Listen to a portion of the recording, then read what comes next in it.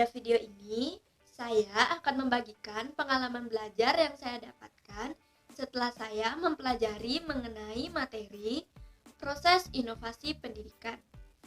Ada 3 topik yang akan saya bahas. Yang pertama, difusi dan diseminasi. Yang kedua, proses keputusan inovasi. Yang ketiga, proses inovasi pendidikan. Langsung saja kita bahas topik yang pertama, yaitu difusi dan diseminasi. Difusi merupakan proses komunikasi inovasi antara warga masyarakat dengan saluran komunikasi tertentu dan dalam waktu tertentu. Sedangkan diseminasi merupakan proses penyebaran inovasi dengan cara direncanakan, dikelola, dan diarahkan. Contoh dari difusi yaitu keberhasilan pemerintah dalam melaksanakan program keluarga berencana. Nah, program keluarga berencana ini merupakan salah satu contoh difusi karena program ini dapat dikomunikasikan dengan saluran tertentu, baik saluran secara interpersonal maupun saluran komunikasi dengan media massa. Dan juga program keluarga berencana ini dapat dilakukan dalam waktu tertentu agar dapat dimengerti, dipahami, dan diimplementasikan oleh masyarakat.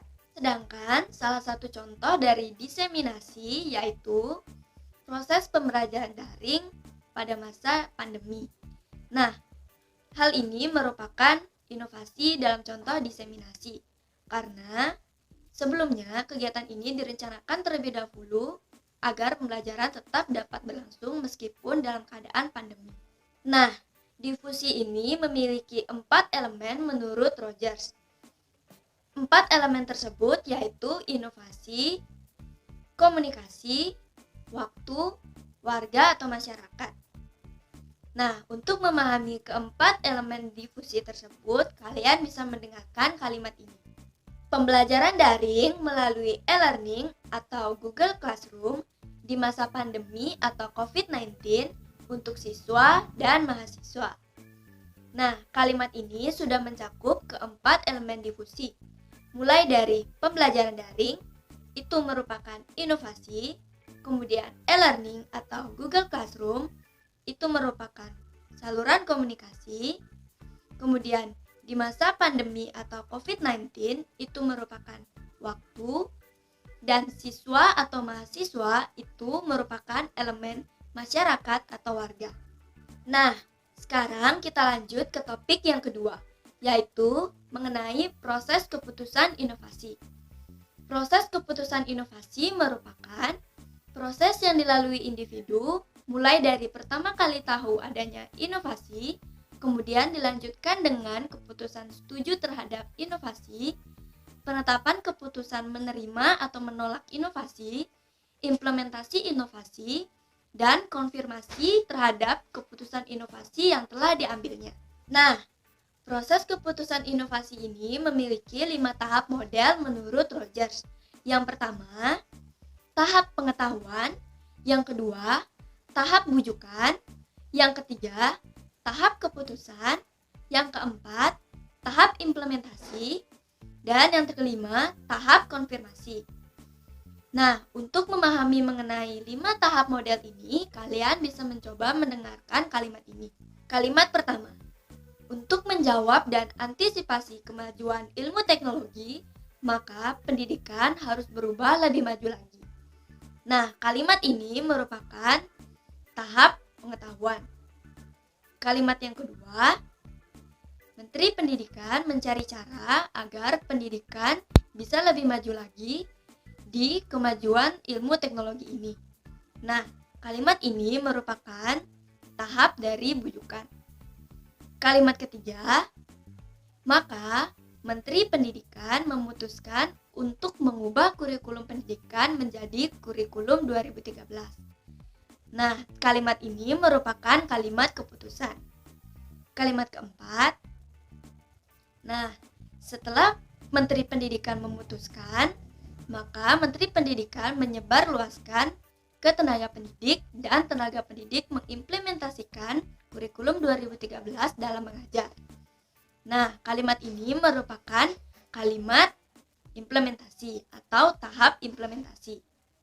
Kalimat yang kelima, setelah diimplementasikan, maka tenaga pendidik dan Menteri Pendidikan melakukan evaluasi untuk mengetahui apakah kurikulum ini dapat berjalan dengan baik dalam belajar.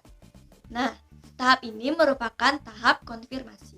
Selain dari model proses keputusan inovasi, ada juga tipe keputusan inovasi.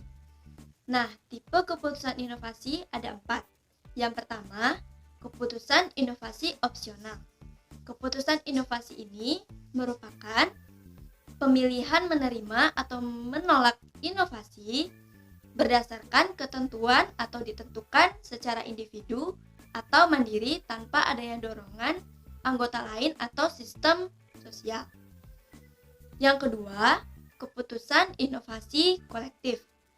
Nah, keputusan inovasi ini merupakan keputusan inovasi yang didasarkan atau ditentukan atau dibuat secara bersama-sama atau berdasarkan kesepakatan sistem sosial.